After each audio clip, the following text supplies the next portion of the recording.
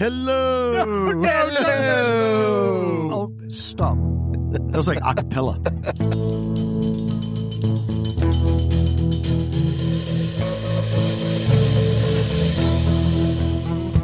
Hey there, welcome to Motorcycles and Misfits. You can shut up, old John.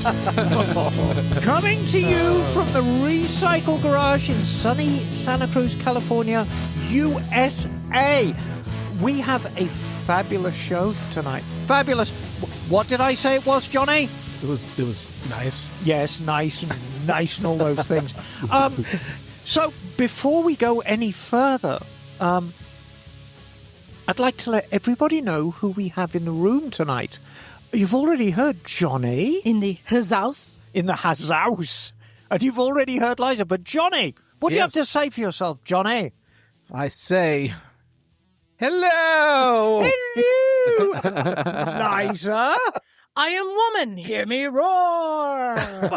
Oh, that was weak. I thought you put some more oomph into that. No, Yeah, that wasn't a roar. That was more proper like a roar. fart. We need a proper Like roar. Broadway style. Yeah, give us. I am woman. Hear me roar. Now, There you go. Wow. sung like a true Australian. Fantastic. Sitting by the open window, it's Jim. Yes, peace, love, and dirt bikes. All the things. Now, we have a mystery guest who I'm going to come to in just a moment. There is somebody missing from our midst. Like a hole. It is There is a a bagel-shaped Hope he hole. comes around again. Oh, dear me. Dad jokes are plenty. We'll see him later. So unfortunately, Bagel will not be joining us from his workshop in Velveeta. What is Bagel doing this week?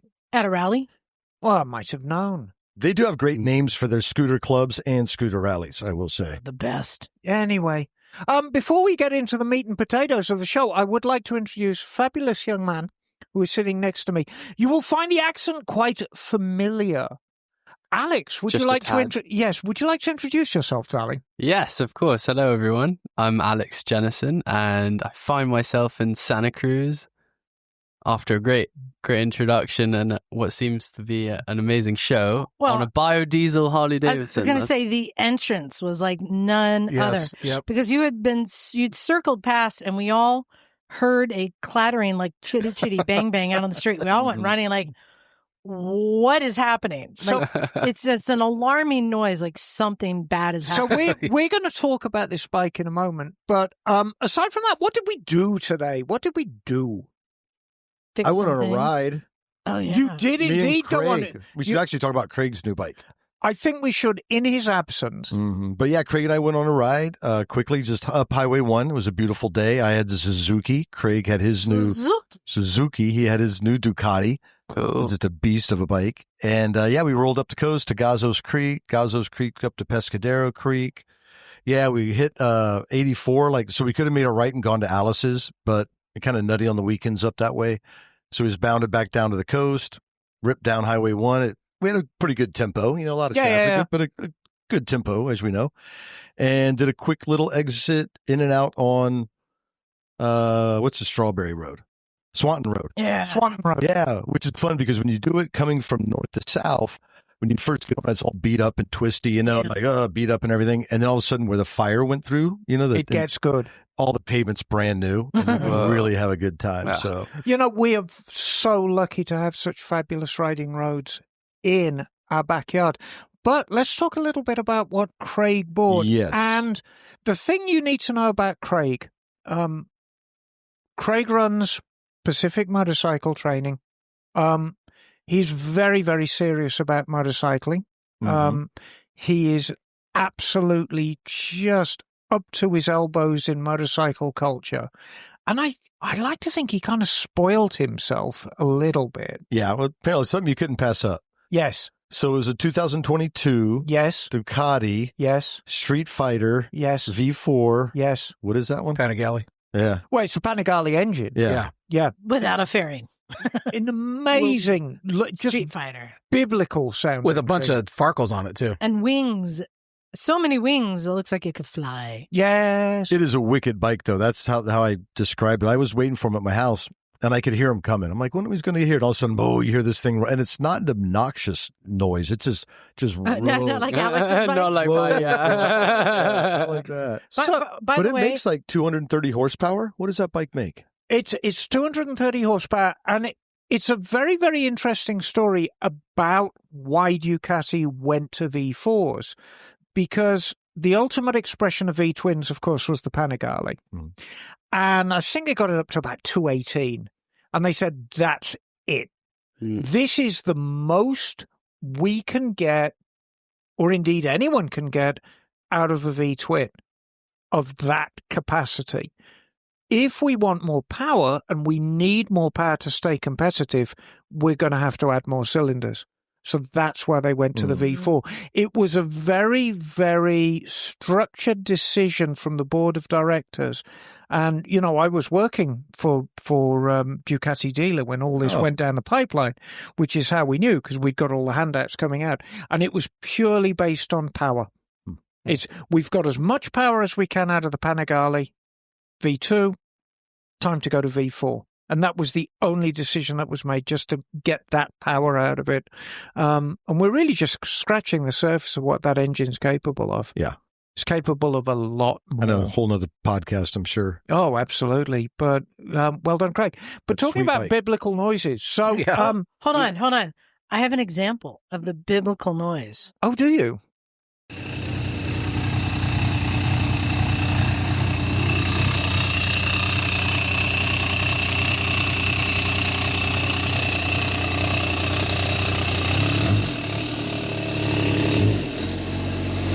Sounds like a wood chipper. Jackhammer. It kind of, so... What is that? Well, I think what we're going to do is... Oh, that's a D6 dozer. Yeah, that's what it sounds like. Yeah, that's a D6. I know. That's a So- horrible sound. A little later in the day, we heard this noise going up and down the street, and I thought, what on earth is that? We weren't even sure it was a motorcycle. It's an alarming sound that tells anyone who's worked on any machinery that something is horribly broken. That's what it's a signal that goes. You could argue that Ducati dry clutches sound like they're broken. Yeah, they do. But anyway, yes. At about 4:30, which was getting towards end of the garage time, this young man shows up on a home-built motorcycle. And I'm hoping, Alex, you can tell us not only all about your bike, the reasoning behind the why. We want to know why. Right. So What first have and you foremost, done? what is your bike? All right. You haven't heard it. You haven't heard it rev down the motorway. It's not a bad sound when you get it going. Because that is a bad hey, no. Yeah, you're on When top the- of it, not next to it, though. When the rattling drowns out, when you get some torque going, it's actually got quite a nice curve. All right. And that one you haven't heard, so we'll have to get another clip in this podcast to even out the keel here. But yeah, I built this 3-cylinder Kubota powered it's a D950 Kubota from a tractor engine, and I put it in a 1999 Harley Softail. A yellow one. A yellow one. A yellow one at that. Yeah, good looking bike. So It wasn't bad. this Kubota, it's well known to tractor people. I think it's well known to boat people as well. It's quite a popular application. 3-cylinder, just under 1,000 cc. Exactly. How much do you have a power output for that? Yeah, the horsepower is totally different than what we talk about. It'd be like what? I'm going to guess like 18 or 23. It's 24 and a half. 20, but that's But torque. only half the story Yeah. because the torque off this thing is probably off the charts. I mean, it pulls from nothing. Yeah. So it's not just a diesel, though, is it? That it's not. No. It is a biodiesel. Correct. So it runs on chip oil. bloody hippie. So what was your concept behind this bike? Because we had a little chat about this, and excuse me, Emma, yes. I think he revealed the why when he was talking to us out there and said, with Alex, what kind of student are you? Yes. There are many reasons why. But I'm an engineering student. There it is. I was an engineering student. There it is. So for those listening who haven't been in close proximity to engineers, they're very much their own breed. Yes. And they do tend to do things just because. Just because they can. But I believe there was a little more substance to your concept of this bike than, I'm just going to build it just because. So run us through a little bit about that. Yeah.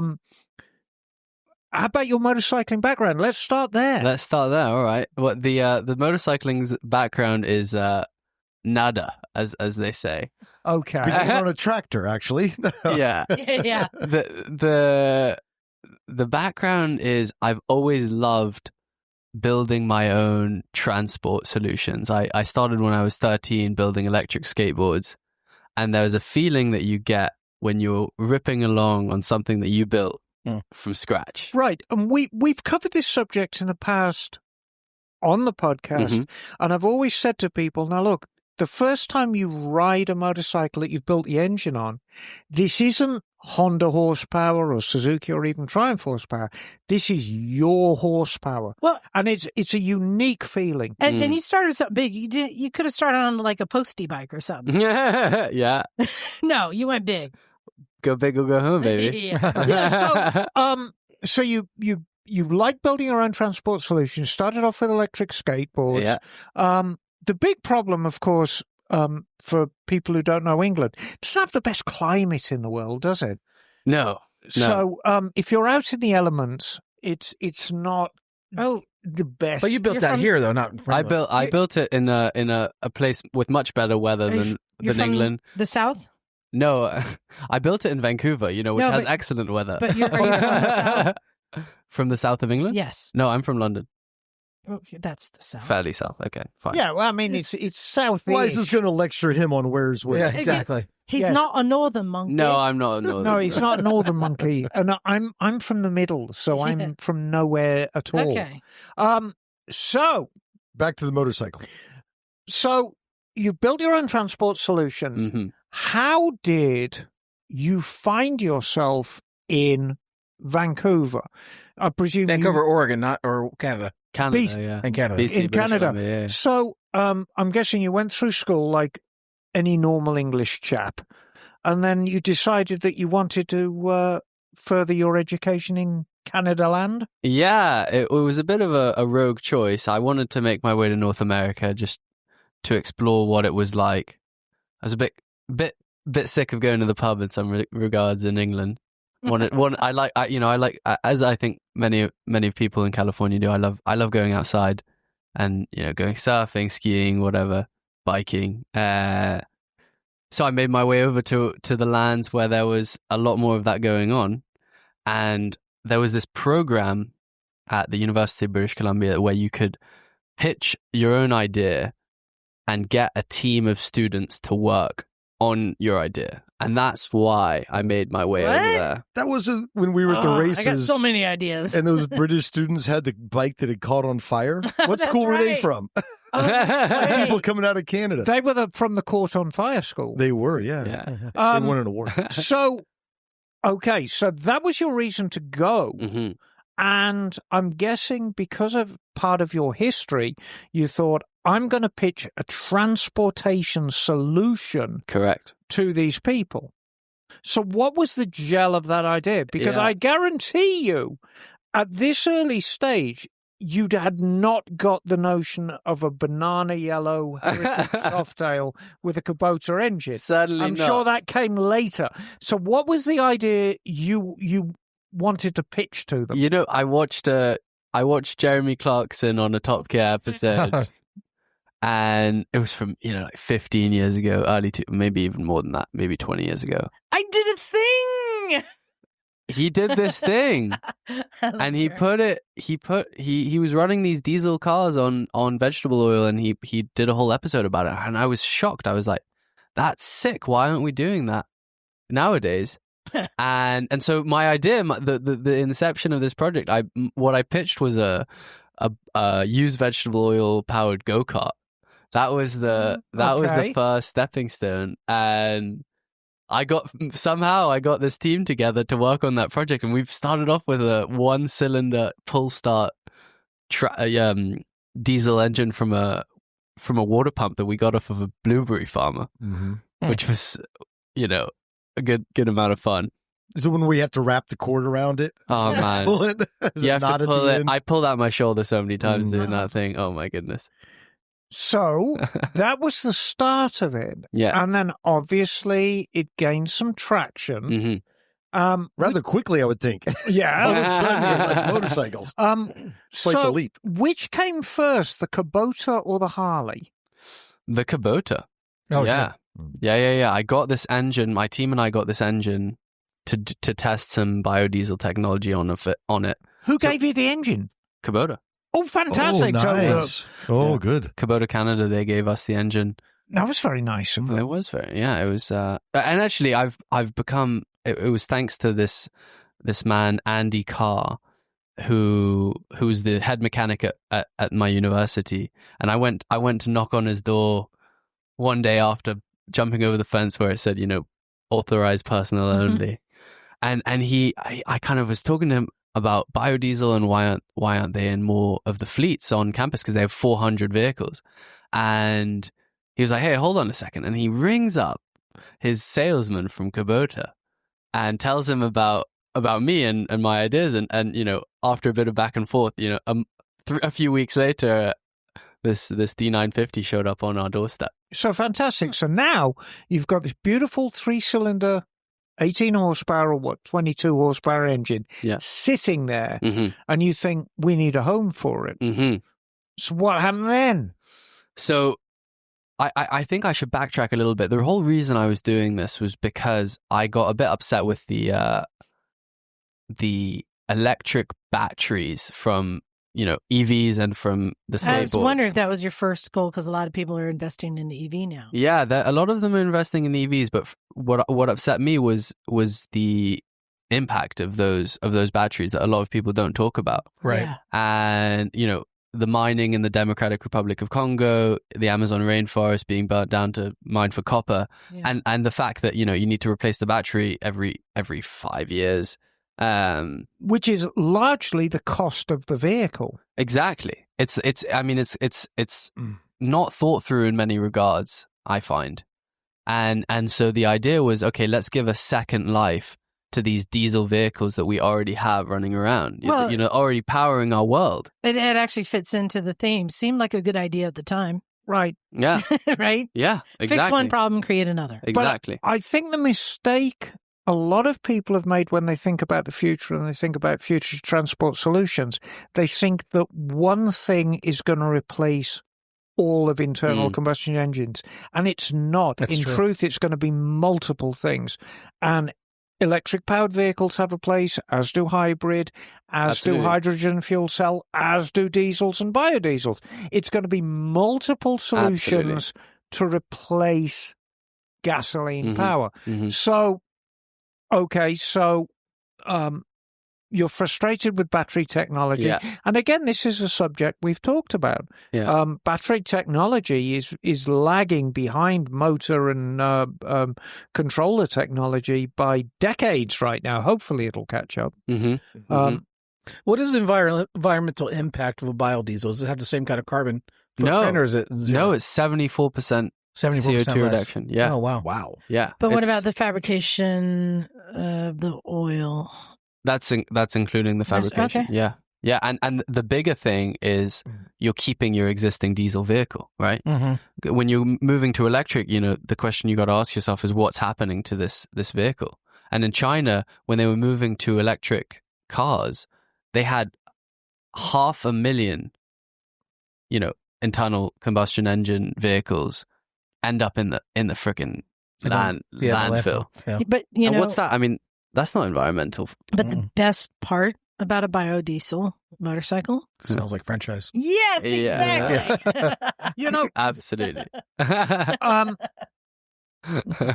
But this is a very, very valid point. It's something that I want everyone to consider, that if you want to move beyond existing technology, it's not always the best solution buying a new vehicle.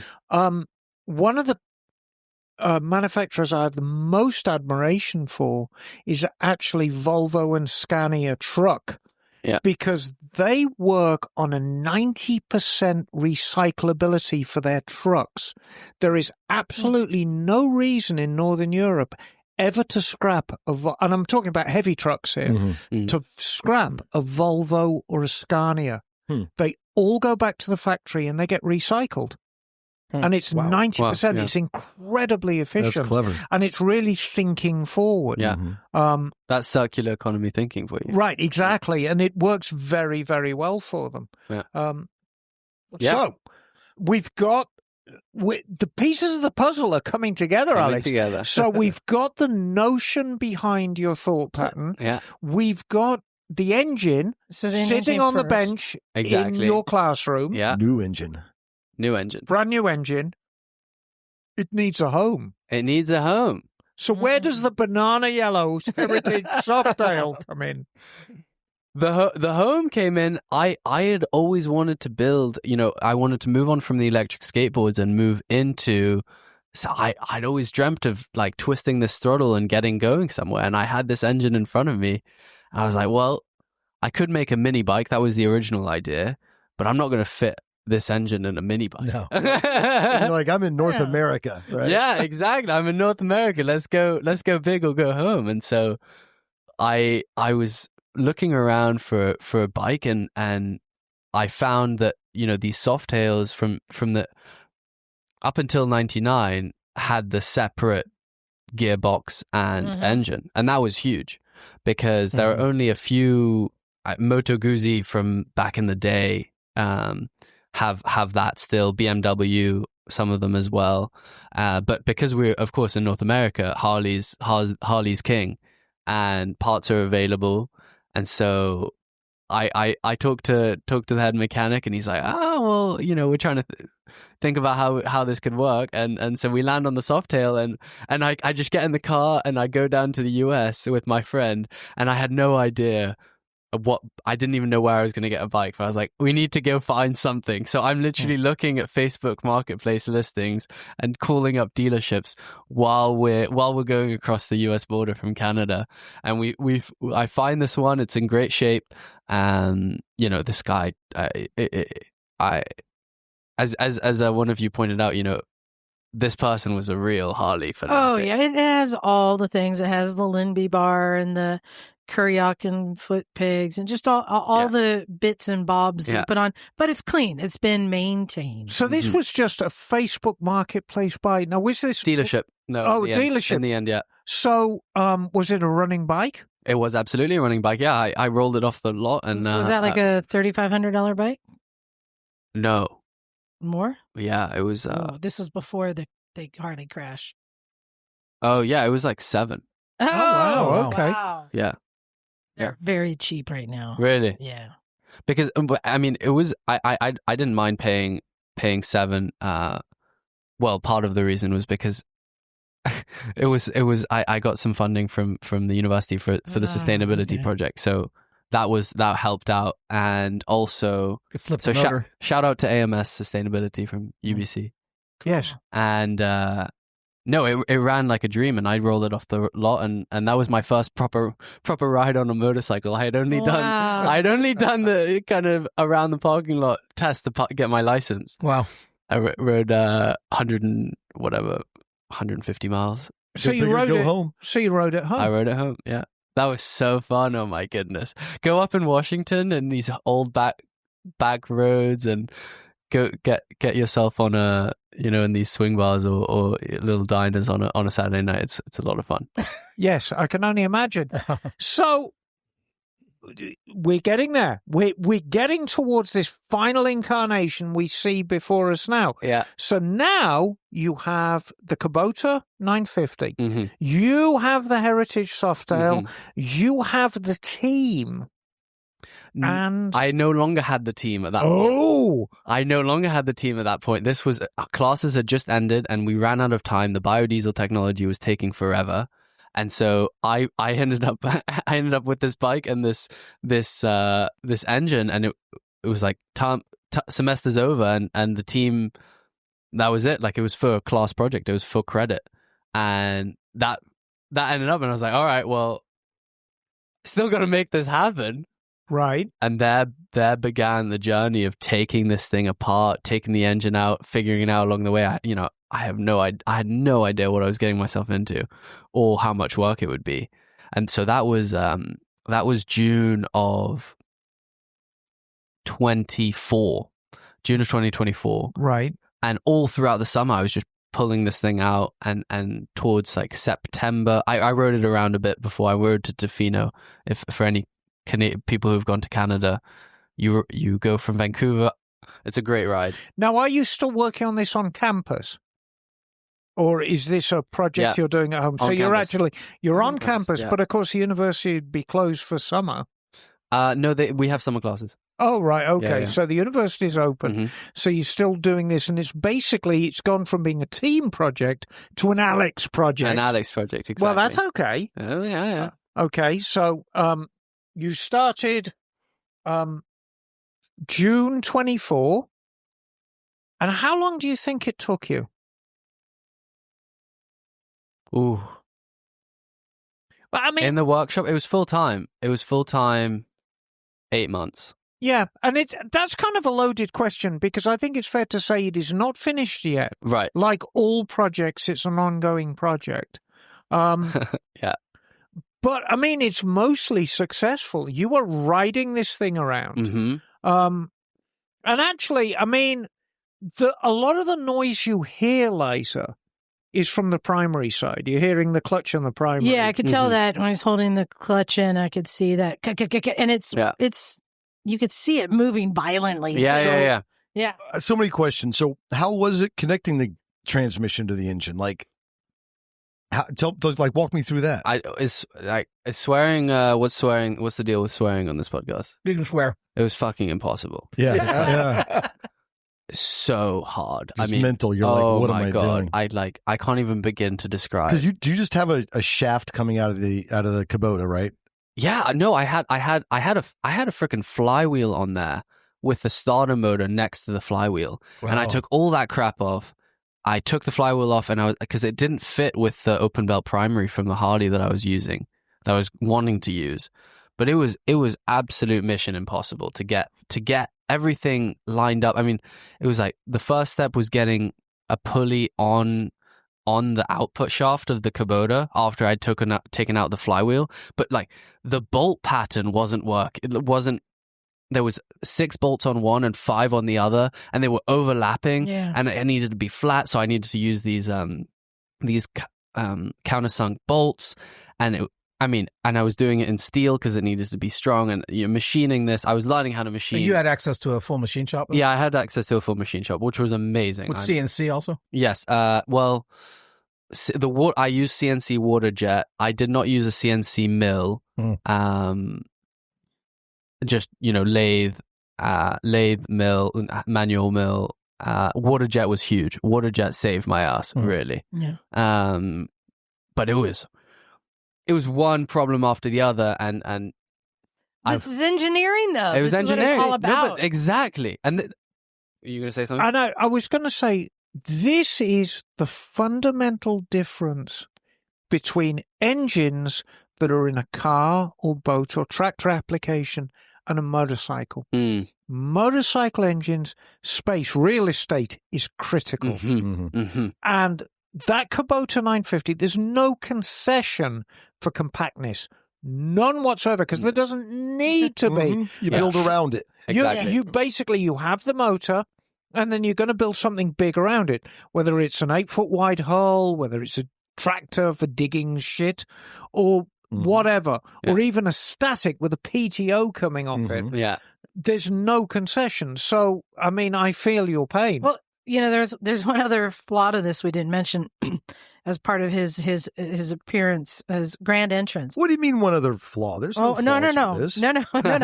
Not only was it making a horrible racket, he was covered in pink liquid. Oh God! The coolant flying all over him and the bike. I thought he stopped in Salinas and got that dyed number 2 diesel. The red one. But we figured out a solution for that, which is going to be quite an easy fix.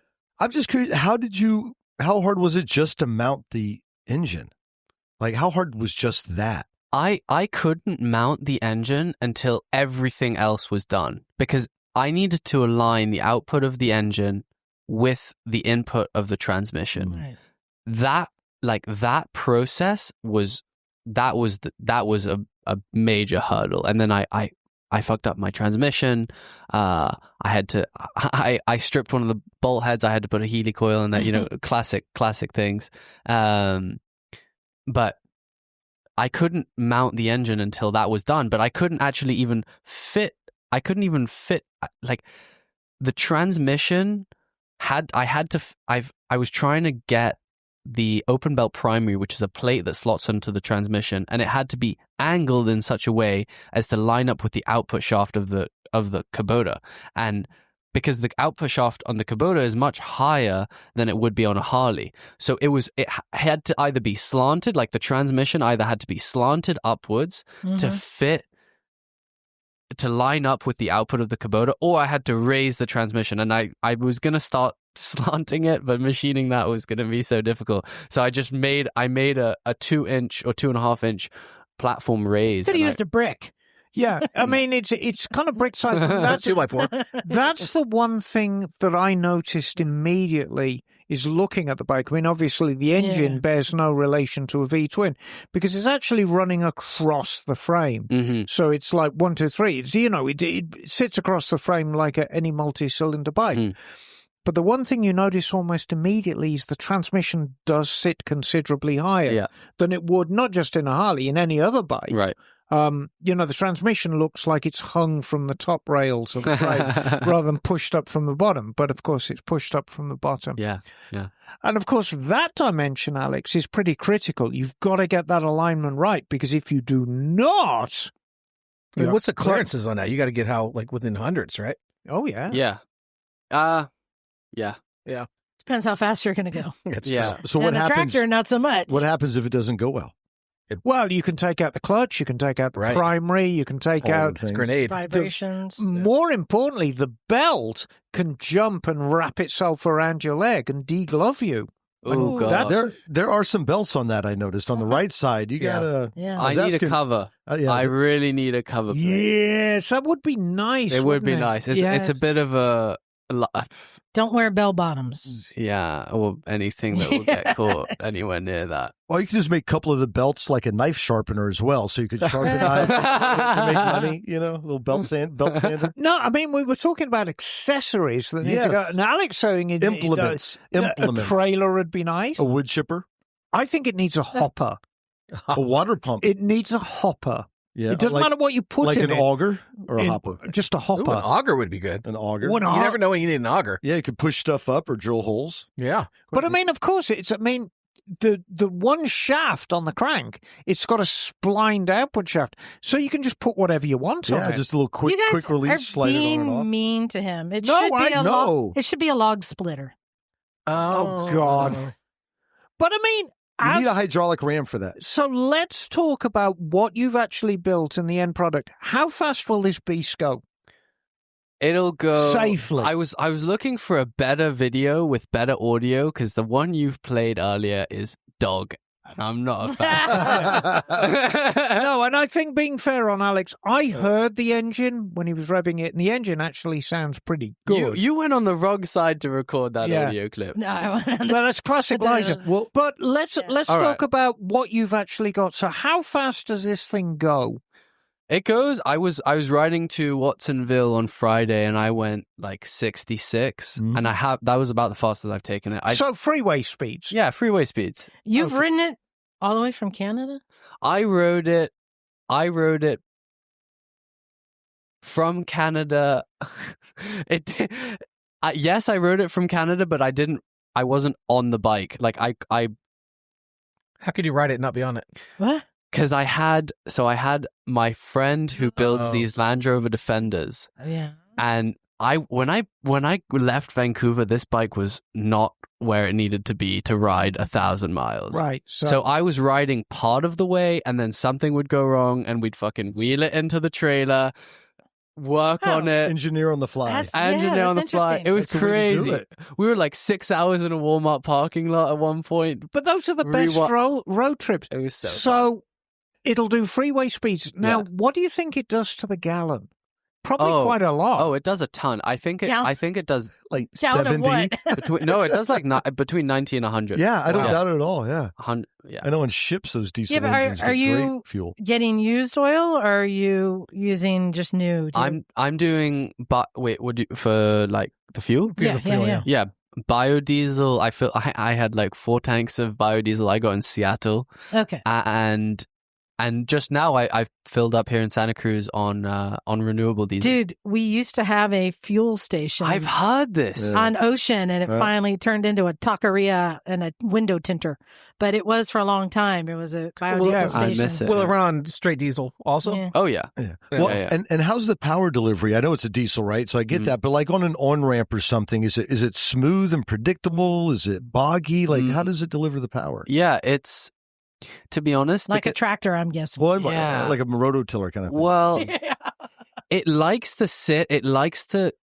You want to change gears and use, because on a diesel, it's not the same torque. Yeah, what's the curve. RPM range? Oh, it's a lot less than a. Are we talking like 3,000? Yeah, like 3,200 top out. Okay, yeah. there you go. And what is the torque curve? So like? the torque curve is you get the most amount of torque at about 2,700, 2,800. So you want to try and change gears and get your speed up in the early stages of your rev, and it is a bit finicky. It's not like super as smooth as a normal.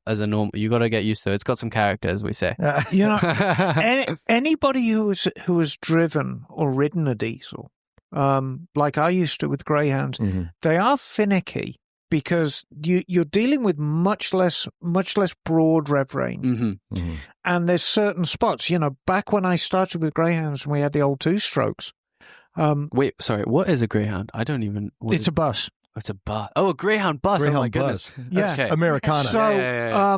Or it's but a mixed drink. But the old, It is, true. the old 2-strokes very much had a power band, and you had to keep them in the power band. And the idea of shifting gears was not necessarily to increase your speed; it was always about maintaining momentum and keeping it in that power band. And if you ever hear them, I mean, one of the biggest tragedies of young people is you don't hear a screaming 2-stroke Detroit, because they're amazing sounding engines. And when they're just bellowing at high RPM, it's an amazing sound. But they're very, very finicky. So I concur with Alex. You know, but, I mean, let's get down to brass tacks. Do you feel it was a successful project? Oh, absolutely. I mean, I set out to do this thing because I was a bit fed up with how theoretical engineering at university was. I mean, it's like all theory, no practical application. And I've always loved building things. And so I was like, all right, enough of this. I need to do something with my hands and learn how these things work by doing it. And in that regard, I mean, from a business standpoint, you know, sponsorship, reaching out to Kubota, providing value to get free things, working with people, the conversations it's opened up for me is I couldn't even have dreamed about it. I mean, just, you know, me sitting here right now is an example, and in that regard, it's an absolute success. And if we inspire one person to get out in their garage and do something out of the box, because I mean, there's a place for everybody. I mean, everything's moving very, very quickly right now in terms of transportation solution. And there is a place for the boffins. There's a place for them. And the boffins are the ones who come up with all the ideas, but have no actual physical abilities at all. And, you know, there's a place for the machinists and the place for the good old-fashioned seedy pants mechanics. But you're you've got your foot in a lot of camps, Alex, because you obviously like fabrication. From a theoretical standpoint, you're obviously quite a talented engineer too. Thank you. Yeah. So, Yeah, I mean, I think it's great. So you started up in the Great White North, and you find yourself on California's Central Coast, and you said you had your support staff with you. Staff. I mean, No, but anyway, so how far do you think you would you take this bike 1,000 miles now? Oh yeah, I'm going dialed to in, San right? Diego. Yeah. I'm going to San Diego, and I'm going to do it. I'm trying to hit the road in the next week or two, and that's why I came to the shop to work on the bike and just iron out the final kinks, because it rides, and this is the new frontier for me, and this is where things really get exciting. And how big is your traveling toolkit? Well, that's I gotta might fill up the whole saddlebag. It's hard to know, right? I think it's rad. I think it's amazing. Thank you. Absolutely So amazing. I think, and I mean unsolicited advice, I think what you need to do right now is to cure your coolant problem. Mm-hmm. You need to figure out a pressure relief valve that's Yeah. set at whatever. And if you tell me, because the thing is on this bike, the radiator's on its side. Yeah. So what was the fill is now on the side. Yeah. But are you telling me that temperature gauge will blow off at 1.7 bar? I believe it will. I'm not certain. In that case, close the hole in the header tank. Now, the Yeah. disadvantage with that is if it doesn't blow off, you could blow a hole in the radiator. Yeah.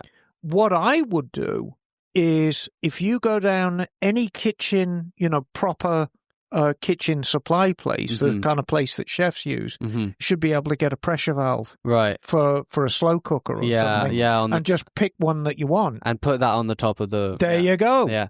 Honestly, I mean, yeah, that's absolutely one solution. The other one is just to have a fan, because I don't have a fan on this thing. So the reason it was pissing coolant Because it's everywhere, getting warm. it was because getting warm. But I rode it 20 miles earlier today, and I had absolutely no problems. If it goes, no problems. This is actually only the second time that it overheated, Yeah, because it and was a warm day. Yeah, and the problem It is did with barely overheating, it's so insidious. It wasn't It's really like- overheating. Well, yes, but it's pressurizing. Yeah, pressure. It gets things go south very quickly. I fixed it, Emma, Did you? with a T-shirt and a rubber band. Oh, There yeah. you go. Thank you. It's not pretty, but It's now it has a filter over it. it's a solution. Does the Well, trick. I think it's great, and I love the idea that it's new technology. I love the idea it's something that you have come up with, and I really love the idea that you were the one who did the majority of the engineering on it. Thank you. And it's a work in progress, Can like I every share, other though? project bike on So the what's road. interesting is how many biodiesel motorcycles have been made. Right. And I was just doing a quick check. Somebody set a land speed record at BMW at Bonneville on a BMW biodiesel. Is that John Pietri? I didn't read the whole thing. Orange County Choppers built Yeah. a Orange County, yeah. biodiesel. Well, I want to know what kind of engines. And of they're course, using. there's the famous The KLR. diesel army bike. Yeah, the KLR, as well as a bunch of just others, which is interesting. Well, the Army came up with a KLR diesel for a different reason. It's got nothing to do with environment. It's just because of pool fuel. Mm-hmm. If you're out there in a war zone, instead of having separate gasoline and diesel, if everything runs on the same fuel, i.e. diesel, it's a far easier I'm pretty solution for logistics. I'm pretty sure that thing runs on jet fuel as well. It does, yeah. Yeah. JP, whatever. JP, what? Yeah. Yeah. But yeah, a lot of people have done it. It's quite interesting, but I don't see any Harleys. So you there might go. have the... You and- need to take that to Bonneville Yeah. and set a land speed record. Yeah. I'll do Right? it. That would be a I'll new do it. class. Wait a minute. We're going to be there next year. I found one. That's Yeah, you, that's isn't me. it? That's me. That's my video. Yeah. But Liza, Yeah. did you hear that? He could set a land speed record at Bonneville, right? This class doesn't exist. Or does it? No, that's what I think it does. Well, anyway, I think you BMW. do it anyway. But Alex, BMW, yeah. thank you so much for sharing this creation with us. I mean, it's a beast for sure. Thank you for having me. It's wonderful. Thank you. It So really is. And What do you want to do when you grow up, Alex? I'm doing it. You are- Exactly. I mean, do you want to stay in this? No. Well, we'll see what happens. Yeah. So I mean, your mates want you back at the pub. Emma, Yeah. Yeah. there's somebody who took a biodiesel BMW and did 130 miles per hour. Oh, you could beat that easy. Oh. Easy. What about a biodiesel it's snowmobile streamlined, motor? too? Well, we're gonna go no fairings. with a sidecar Oh, yeah. with a trailer and a hopper. and a hopper. We have to have a hopper. It is crazy, but I think the most thing I like to say, like when I built my chopper, it wasn't about the final product. It was about the journey, getting Right. there and learning everything I did, making all the parts fit together. It's an ongoing journey. Absolutely. But what you've got right now is you've got a fantastic substrate. You've got very small problems. Mm-hmm. And I'm actually going to chuck you out right now, Yeah. not least because you did mention to me you wanted to get going before it gets dark because he Yeah. doesn't have a charging system. Oh, Yeah. no, I didn't see you with a multimeter in your hand. Okay. Yeah, so Yeah, you should I'm a little worried about Yes. you riding around with lights on Yeah. and no charging system. Yeah. Thank you for joining us, Yeah, Alex. Thank you so so glad. much for, Yeah. for having me. I'll if people want to see what I'm doing. I would love to give people a link. Your socials, yeah. Yeah. Let's have your social stuff. I'm on Instagram. It's Alex Jennison, is my name. Jennison is my last name. And on YouTube, Alex Jennison Biomoto. It's a pretty small channel, so please go support it. I've got I'm just about to break 100 subscribers. Hey, I think we can increase that a little. Yeah, it'd be good fun. And I have a GoFundMe. Unsolicited money grabbing. We like that. That's if you want to Give him support money. Clean Fuels. There's that. But thank you so much for having me. Oh guys. no, you're welcome, Alex. I think it. Did you take a couple of pictures of this thing? yeah, I got a picture of it. Great. So, I mean, we should really include a picture of this somewhere on our website. Yes. Jennison. Alex Jensen, yeah, on Instagram. Yeah. I got it. Yeah. You very should good. go. It's All right. it's getting Yeah. dark. It's Well, getting dark. I'm sorry to be missing out on No the rest of what worries. I imagine to be a great conversation. Oh, it's completely shite. Oh, it's downhill from here. It's downhill from here. Well, This is we're- actually the longest one yeah. we've ever recorded. We're keeping the theme. Seemed like a good idea at the time. Oh, absolutely. Cool. All right, thanks And a it's lot. still much, a good guys. idea. Well, that bike, I mean, it's quite an interesting project and a journey, I will say. No, and But- I think it is a journey. And the thing to remember, it's a prototype. It's a prototype bike. And because it's a Oh, prototype. hello, kitty. Yes, Hello, kitty. Jim has a large, fat, black and white It's cat. winking on it. at you, Emma. That cat's got one eye. Well, Emma, his bike, you know, this theme of seemed like a good idea at the time reminds me of a story you were telling me about your Harley today. So this is quite an interesting little story. And a couple of weeks ago, I went out to the garage, and as most everybody who listens to the podcast knows, I have a selection of bikes. I'm very lucky like that. And I've got Deer Rufus, that I love riding when I want to go fast. And then I've got my vintage GS 850, which I just love riding. It's just a wonderful thing. And of course, I've got the blue Superglide. And the Superglide cat, that cat really wants to be in that closet. And the Superglide, I have to say, is probably one of the easiest bikes I have to ride. I mean, it's big and heavy and awkward. But I mean, you just jump on it and it goes. Except this time it didn't go. And I mean, I'm a mechanic, so I'm switch on, hit the kill switch, and I heard the fuel pump spool up, and hit the button, and just nothing. And I'm like, oh, it's never done this before. And I should point out it's been very, very reliable. Anyway, cut a long story short, we have a friend of the podcast, Mike. And I wanted to say, when it does nothing, that is hard. If it does, because If it goes click. you need a thing, a sound to Right, tell right, you where right, to go. right. Nothing. I'm like, what? Yeah, and there's a little key icon on the dashboard and it's flashing. Ah. So I'm like, okay, well, I need to check and make sure. And so I made sure that it's got key fobs to go with it. Transponders are the So, devil's work. yeah, so, I made sure that the key fobs were good, and I made sure the battery in the bike was good. And I reached out to Mike, who was a friend of the podcast, and said, "Hey, look, Mike, I'm having this problem with a Harley. Before I start, getting down and dirty." And he said, "You need to talk to Henry at Morgan Hill Harley Davidson House of Thunder," which I did. And cut a long story short, it was the turn signal module for the bike. And what I didn't realize, that on a Harley Davidson, and this is on any Harley Davidson made from about the millennial onwards, your turn signal module doesn't have a turn signal relay on it like a normal bike. It has a module, which is part of the immobilizer. And if it goes out, your bike won't start.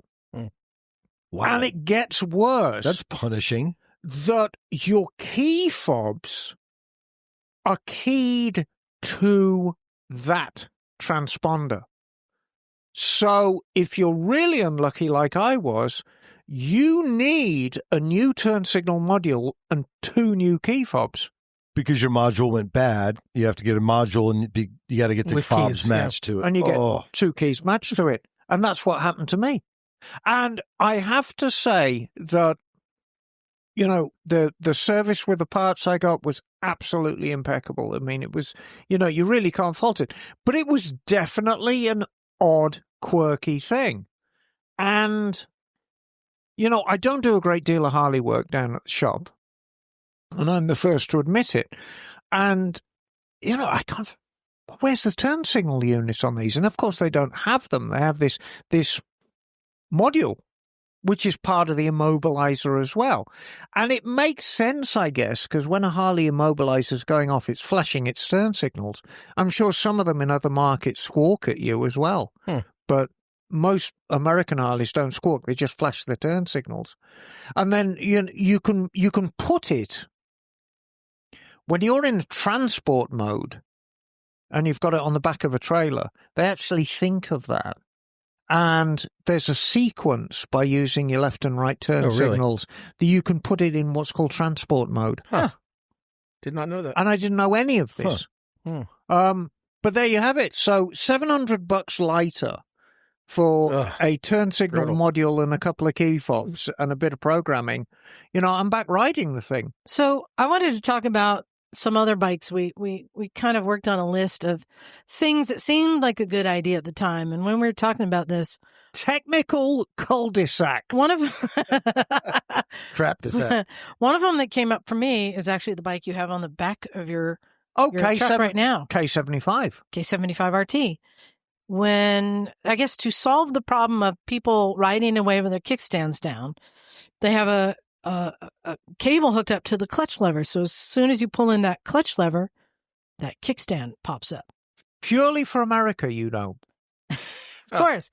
So to fix a problem, they create a problem because the amount of people who don't realize their kickstand is flipped up and then set the bike over. You told me a great story out in the parking lot involving young Mexican children, which I feel should bear repeating.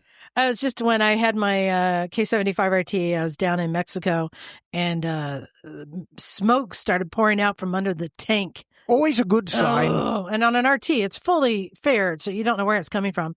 So I pulled over and ended up just ditching it in some woman's yard for the week I was there.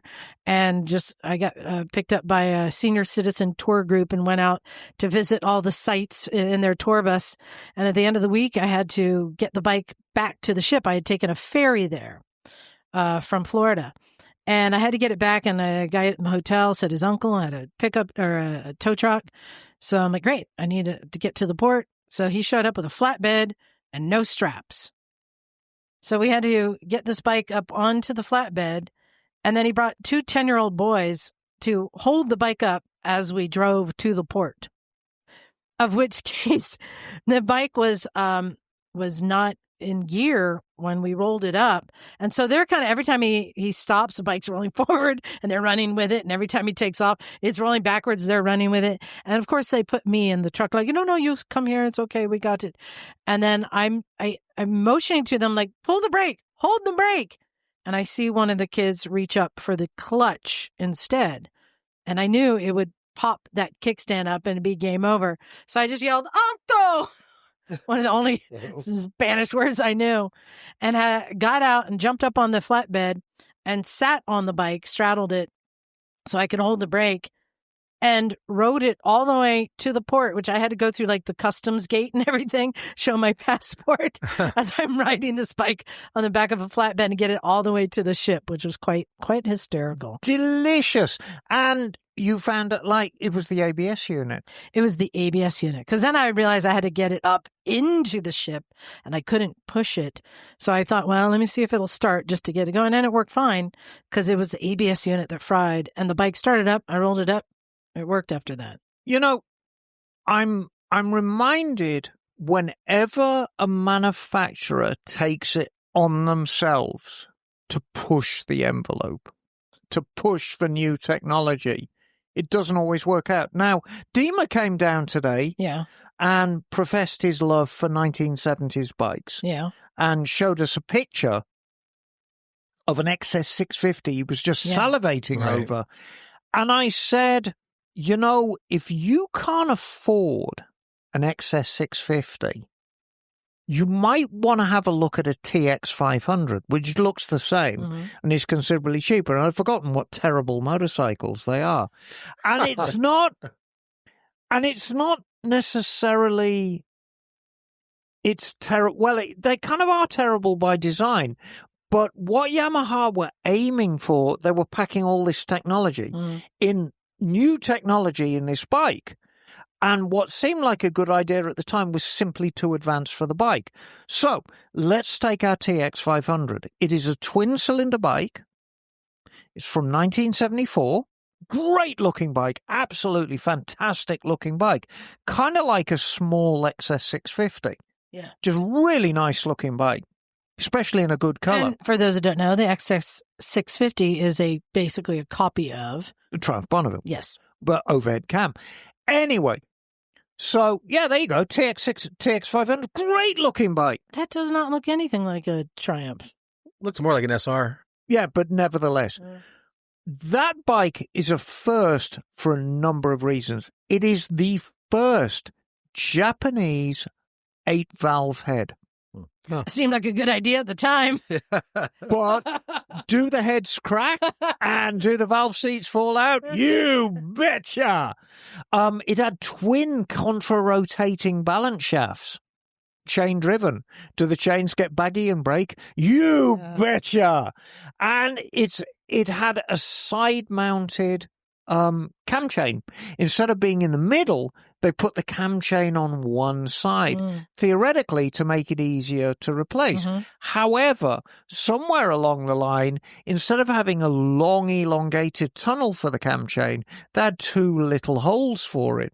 So in order to replace the cam chain, you've got to cut it and then find a soft link, and it's a duplex chain. So it's full of funky little quirks like that, which seemed like a great idea at the time, and have become more commonplace, but we're way ahead of the time. You know, it's really too advanced. So some of the other things we came up with. Well, they made a 752, by the way. Yeah, the TX 750. Yeah. John reminded us of the KLR and the doohickey, baby. Seemed like a good idea at the time. There's going to be a lot of people, John. You are a KLR 650 addict and expert. Greatest bike ever. Yes. Hold on. Emma, how do you think the Ibex 450 compares to the KLR? Pass. I'm going to take the fifth on that. However, she's a KLR hater. That doesn't count. Let's compared to a Kubota, then we're talking. No, look, let's talk about John. Yes, I want you to tell this tale of a doohickey and what it is and why it is and what it does. Well, technically called the doohickey. It's actually a cam chain tensioner that tensions the cam chain. Well, it's a balance chain tensioner. Oh, okay, well. Yes. And the early ones were, they didn't actually have any adjustment on them, did they?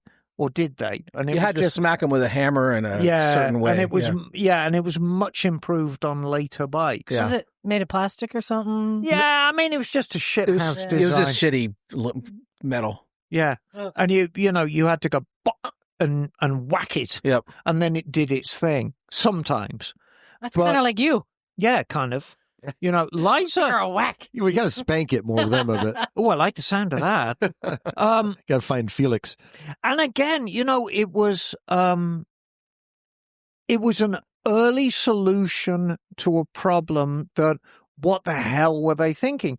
And Kawasaki generally, because it's such a giant parent company and they have access to all this technology from other industries, it's very rare for them to drop the ball like that. Mm-hmm. But boy, did they. So, the KLR's got two other problems too. Oh, yes. It's got this rear subframe bolt that snaps. Yes. And it's got the thermobob fix for the radiator for the cooling. Well, seemed like a good idea at the time. So I take you around the world, though. I have a flaw with the Niken, my beloved Niken. No. Yeah.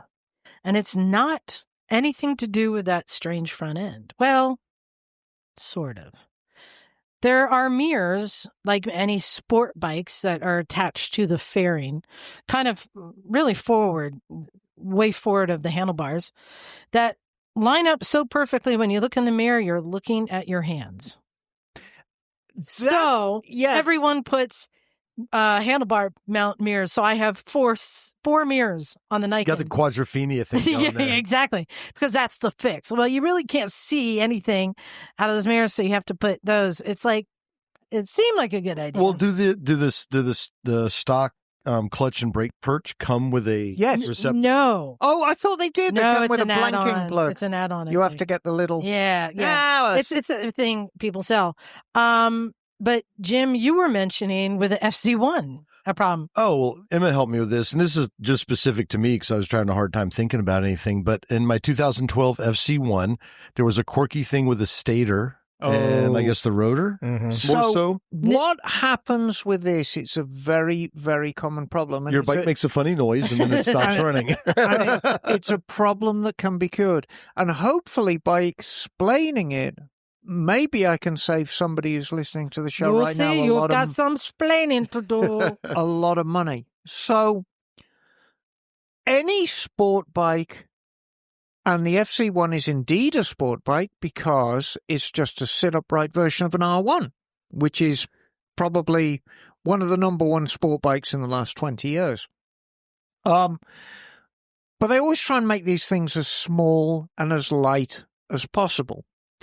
And in the case of an FC1 and indeed an R1, they wanted to make it narrow. On a normal motorcycle, the alternator is hung out to dry on the left-hand side of the crank and adds 2 to 3 inches to the width of the engine. It's already wide. Inline fours are already kind of wide. And so they hang it out on the end. They wanted a narrow profile for the FC1 and indeed for the Gixxers as well. So they moved the alternator back and put it above the transmission sprocket on the left-hand side driven by a gear. Now, the problem is on the Yamaha, it's very, very small. So they only had a small diameter to work with. So the way they compensated with that, they made it very deep. Mm-hmm. Normally, an alternator on a bike is only about 1 inch deep. Like a dish. Like a dish. On the FC, it's like a cup. Exactly. It's about 2 to 3 inches deep, so it's how they get the volume. The problem is, and this is where it's a problem that can be prevented, we need to think about the charging system on a bike as being a very nepotistic relationship between the battery, the alternator, and the regulator rectifier. The regulator rectifier is really the rogue in this. Mm. So the battery, all the battery wants is to be fed voltage. That's its only want and need in life. And a battery is like a bank account. You can only put out what you put in. So it needs a steady flow of voltage coming in. This magnet, the problem on this, We had that same problem on the Ninja 500s. Well, we're going to come to that because so this is something that's been around a long time. How have they not fixed yes it? And no. So what happens with these bikes is people will either put cheap Chinese batteries in them, or they will have a weak battery and, get the old jumper box or bump start the bike and kick that can down the road for a long time. The problem is the reg rec always wants to pull current out of the charger, out of the alternator, and the alternator simply overheats. And the ball that Yamaha dropped is they were very innovative with the design of this long cup, and they glued the magnets in. Right. And the problem is the epoxy breaks down under heat and all the magnets fall. If you're or it lucky, might be one magnet at first, and then it just, I think, shrapnels the entire... Yeah, I mean, the glue gets weak. Yeah. If you're very lucky, you can dismantle it. All the magnet pieces are there. You scrape them all out. You count them. Yes, they're all there. You put a new modified alternator in it, which has got a cage, and it's all gas and gaiters, and off you go, hopefully with a decent battery. The problem area lies is the magnets can get smashed up and fall into the oil pan.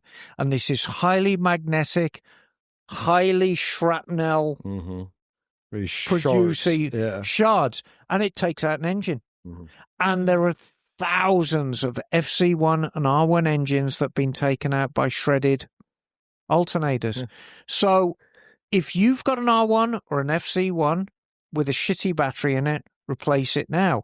If you've got an R1 or an FC1 that is probably not charging very well, address it now. Check the magnets. Check the magnets. And they're a pain in the ass to do. Well, just replace it. Just do the aftermarket. Do the aftermarket with a cage. Anyway. The hard part's getting the darn thing back in.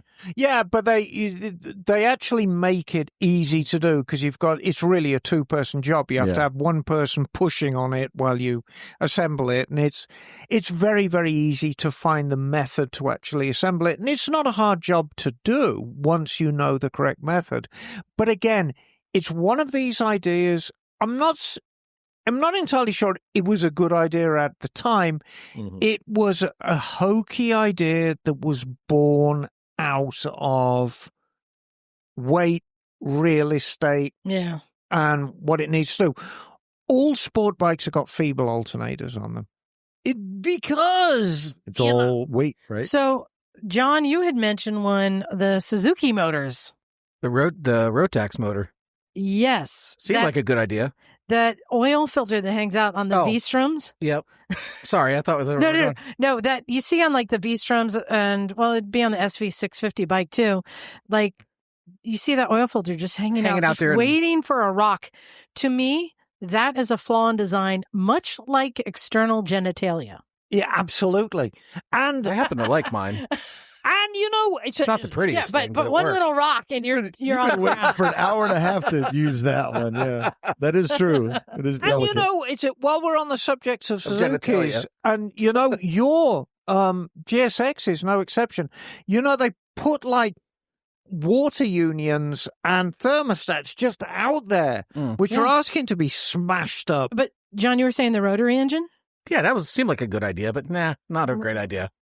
I have a soft spot for the rotary engine. I'm going to be brief. So you're talking about like the water buffalo, that kind of? No. Like aircraft? Because... Which model are we talking? The RE5. Okay. So I'm going to give you a very, very brief history hole because I've got something special I want to do tonight. And it involves this show. It doesn't involve going home and having a cup of tea. Suzuki made a wonderful name for themselves building two-strokes. Come the mid-70s, they realized two-strokes weren't going to fly. I mean, emissions were clamping down. It was the end. And they decided that the future seemed like a good idea at the time was rotary power. There's a lot to be said for rotary power. Mazda bought into it in a big way as well. Yep. As did Citroën, And a lot of manufacturers in the early 70s thought rotary power was the way forward. So Suzuki weren't alone in this. Anyway, so they came up with this RE5, which was not the greatest bike in the world and quite odd looking. The reason why it occupies a nice place in Emma's heart, because the RE5 failed so spectacularly, Suzuki was scrambling, and they came up with a 4-stroke on a budget. And to them, that meant making a 4-stroke with a 2-stroke roller bearing bottom end. And that's how they saved money. And purely by happenstance, they made, in my opinion, the finest air-cooled 4-cylinder motorcycle engines ever made, period. Air-cooled Suzuki 4s, it doesn't matter what flavor they are, it doesn't matter whether they're 750, whether they're 850, whether they're 1,000, whether they're 1,100, whether they're 1,150. These are amazing engines, and they all share the same thing. It is twin-cam, multi-valve in the case of the late GSs, 4-stroke technology at the top, 2-stroke roller bearing technology at the bottom. And they did it because they were scrambling, because basically the RE5 cleaned them out. So without the RE5, we may not have had the glory that is the GS 1000 and the GS 1100. Put that in your pipe and what smoke it. What do the roller bearing bottom end do? Is it just more hardier? Is it allow for more oil flow? Yeah, well, you need less oil flow.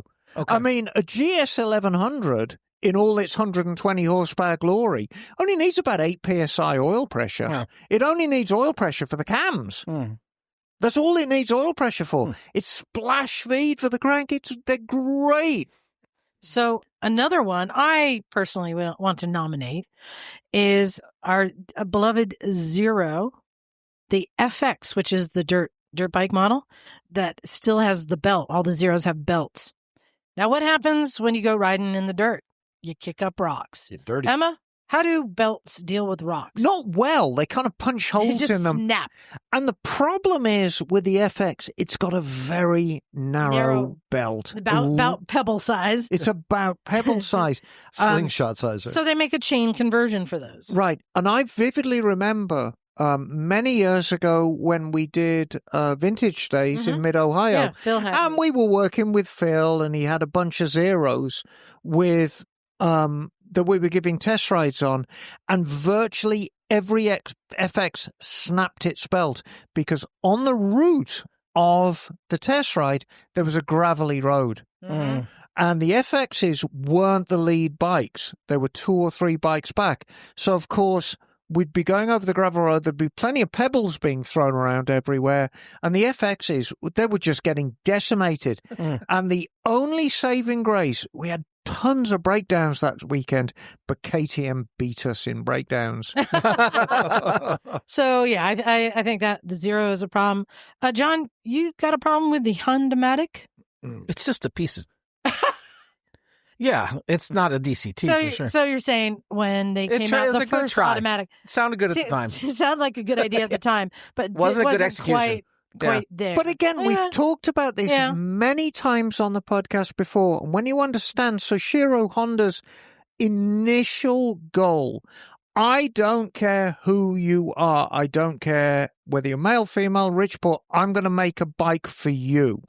And once you understand that mission, you understand why there was an automatic bike. There's a lot of people out there who want a larger bike, who want that large bike experience, but are completely intimidated by a clutch and gears. And so the 750 and the 400 were a perfect solution. We've got a middleweight bike for you if you want a middleweight bike experience. And if you've actually ever ridden a 400 Honda-matic, they're not bad. It's not got 5 gears. I mean, it's a 2-speed high-low. Yeah, but it was something that came and went. It wasn't quite. It was of the time. Yeah, they're trying some. Here's another one. I think, is it on the Ducati 848s? I'm not sure the models. The tanks that now the gas with ethanol are eating through the tanks. Well, they're swelling. Yeah. And this is a very common problem on a lot of early aught bikes. So it seemed like a good idea at the time. Yeah, plastic tanks. Plastic tanks. But And now, again, Triumphs, the early Triumph triples are terrible for this because, of course, the tanks are swelling up in all directions and you can't get the fucking things off because, it basically, the tank swells up. And, with the mounting at the front, the mounting at the back, and it kind of drops down in the frame tubes, it kind of, and that's it. It's in the frame. And you're there with a tire iron trying to get this thing out of the frame. And even if you get it out of the frame, you can't get it back in again. So, bloody nightmare. And Ducatis are no better. this is a perfect opportunity for our listeners. That's right. I'm talking to you, listeners. Send us an email. We want to know what bikes you think seemed like a good idea at the time. Technical dead ends. Yes. Design faux pas. I mean, would you say that the turbos seemed like a good idea at the time? I think they're a good idea now. But the turbos, like the CX500 turbo. Well, they were of the time. I mean, Yeah. Honda were putting fucking turbos on lawnmowers in the 80s. It was of the time. Yeah, but they didn't age well. I don't agree. Except for that Kawasaki 750 turbo. That thing still looks pretty cool. You bought one? The GPZ. I did. Yeah. Yeah, but when you spools up and then you're like, I'm just saying you bought one. You have to plan ahead.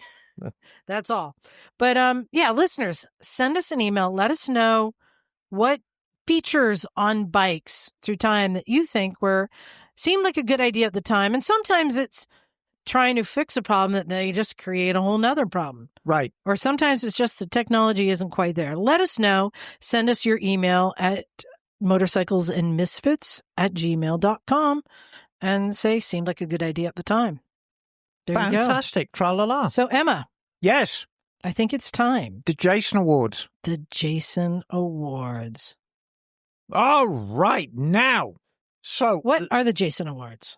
Let's recap. Couple of months ago, you got your Oreos. I did.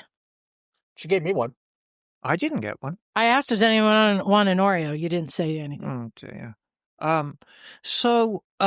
Couple of months ago, we got a very, very touching letter from a gentleman whose son was killed on a motorcycle by a drunk driver.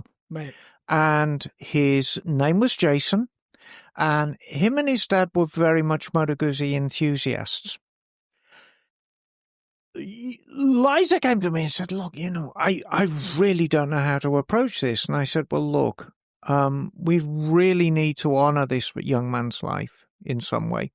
So I came up with awards, and if we get sufficient interest in this, I would love to do this on an annual basis. And my idea was for people to write in and talk about a hurdle they've overcome in order to ride a motorcycle, or a hurdle they've overcome by riding motorcycles. There's a subtle difference, but nevertheless, those were the two criteria, and we'll find a winner. I once tried to do hurdles on a motorcycle. Right. I was told to get off the track. Yeah, there you go. Now, I'm going to read through these, and I want to make it absolutely clear, because we're going to hear some pretty horrendous stories, but this is not doom and gloom. I mean, we're not talking about tragedies here. What we're talking about is a human spirit overcoming adversity and rising like a phoenix. And that's what we're talking about here.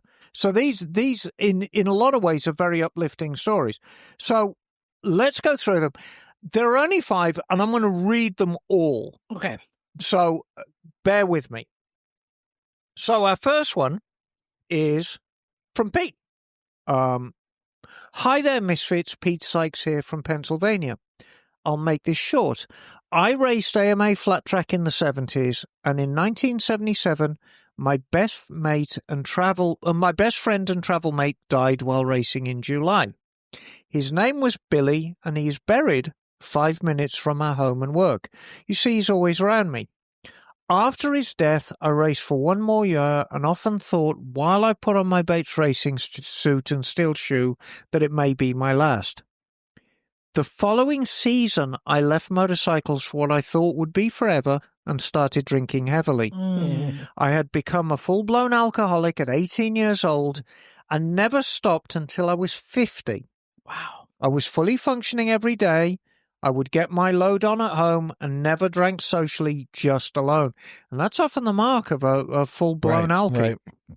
The last year of drinking, I could tell I was dying. For whatever reason, I had ordered a rigid chopper frame and a little biker wallet on a chain. It was during the chopper craze, and I must have ordered it drunk in my basement alone. I love that it's a frame and a biker wallet. Yep, thinking I was going to become a bike builder. A couple of days into my recovery, I realized I had nothing to do, and I would actually go to Walmart and walk around after work just to keep busy instead of drinking. Pete, you got to do what you got to do, mate.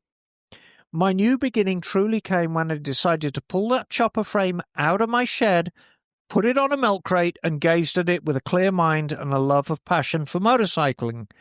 Because there's a difference between a biker and an enthusiast, and I'm an enthusiast and proud of it.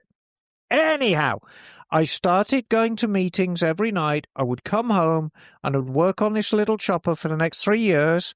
I completed it, and it's beautiful. During that journey with the chopper, I was able to get the passion back for motorcycles, something that I stripped away from myself, and it was given back to me by grace. That's now 15 years ago, and I've built 14 motorcycles and have a little shop just down the road from where I live, and I just love it. I tell people that it's like Christmas every morning when you're a motorcyclist and like motorcycle enthusiast and like to tinker. I need to put my speaking teeth in. It goes something like this: when you work on a bike and you go to bed, and then you wake up the next morning and you think about your day, and you have to go to the dentist and all that bullshit around you. Then you have this oh yes moment where you realize that fender I made last night looks really good, or it's too much, etc. Your mind becomes wretched with ideas, and then your imagination kicks in, which is God's greatest gift to us. In the end, I will say motorcycles have not only saved my life, but motorcycles are definitely allowing to live my life. Please excuse all the spelling errors and grammar mistakes. I am not an educated man, just a dude who likes motorcycles. Peace out, misfits. I'm going to offer you are an extremely educated man, Pete. And, just because we can't spell or punctuate well, it doesn't mean that you haven't had an amazing education. And I think your friend Billy is part of that education. It's a great story. Mm-hmm. I like that one. Next one. This is from Wouter Kind. Walter? Yes. Hi, Misfits. I was very touched by Jason's story on your podcast and inspired me to share mine. 6 years ago, I was diagnosed with very aggressive cancer. At the same time, my youngest brother took his own life. I didn't tell my parents about my diagnosis right away. They'd already suffered so much. His son, my nephew, also faces his own battle with incurable retinitis pigmentosa and will one day lose his sight.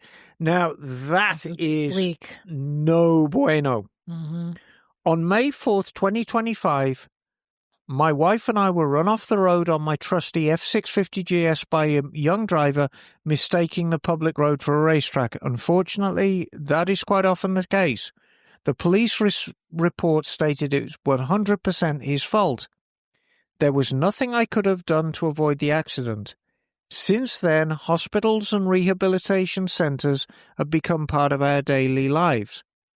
My wife faces years of recovery, and I myself live with constant pain and loss of mobility. I am now 50% disabled. Another surgery is scheduled this October where they'll fix my foot in a neutral position, so I can walk with a stick, but riding a manual motorcycle is no longer possible. Still, I knew I had to give back. I bought a Bergman AN650A, There you go.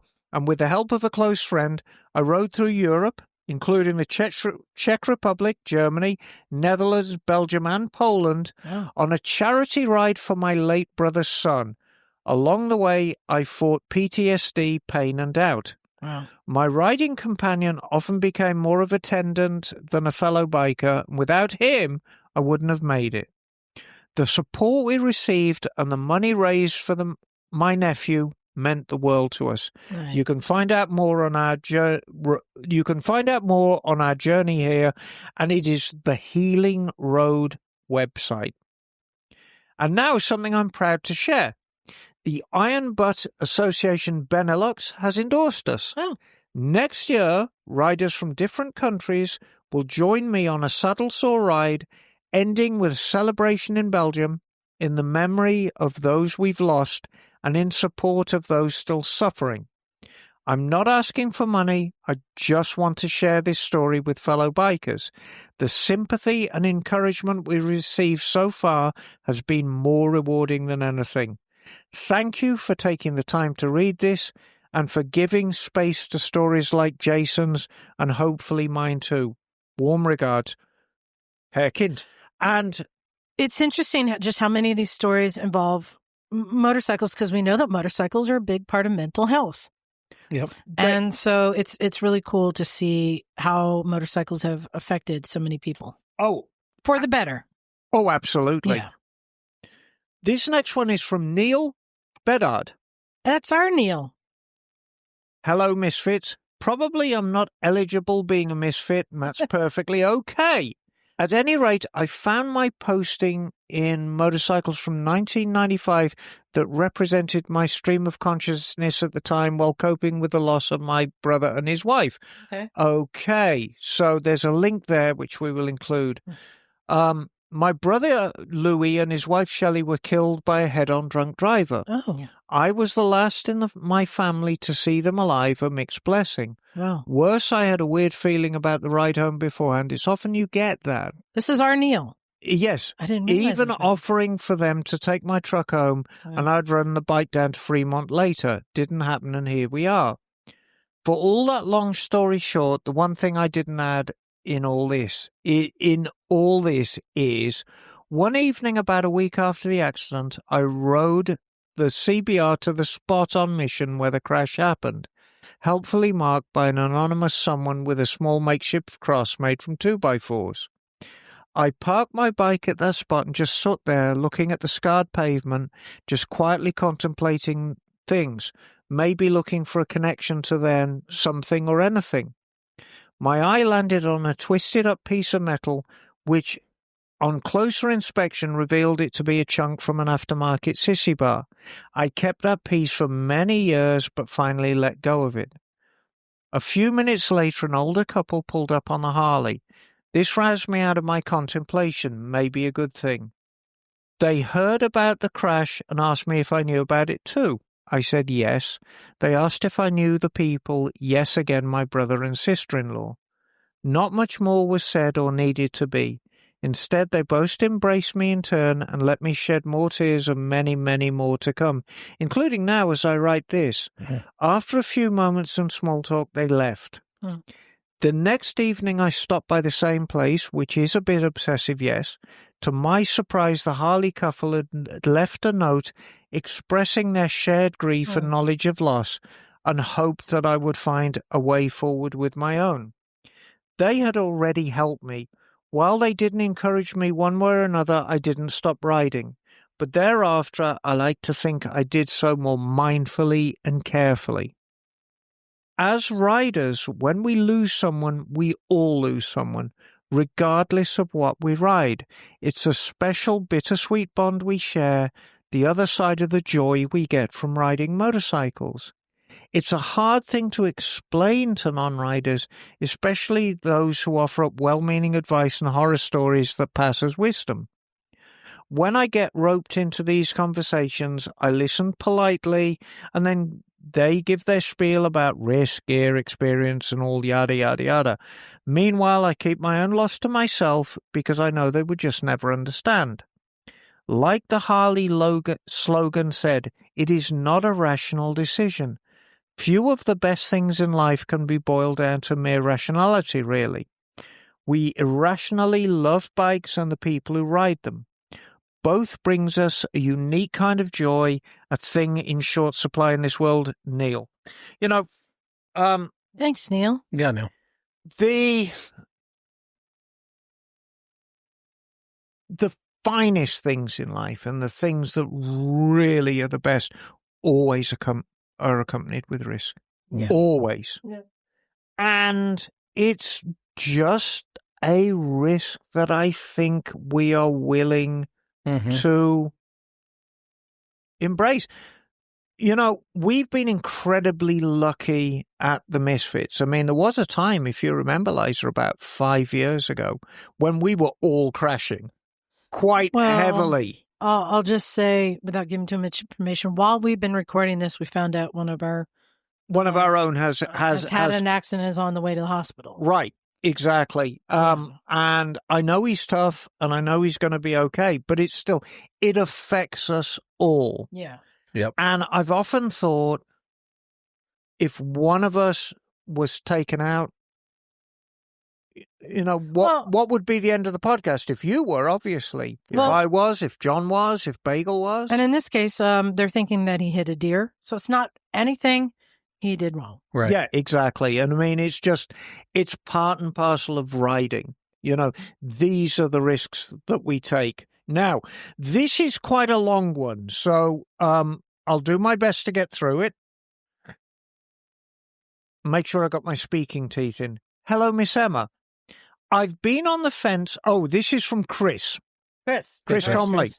Oh, yeah. I've been on the fence about writing this since I'm not sure it's a significant hurdle that I have overcome.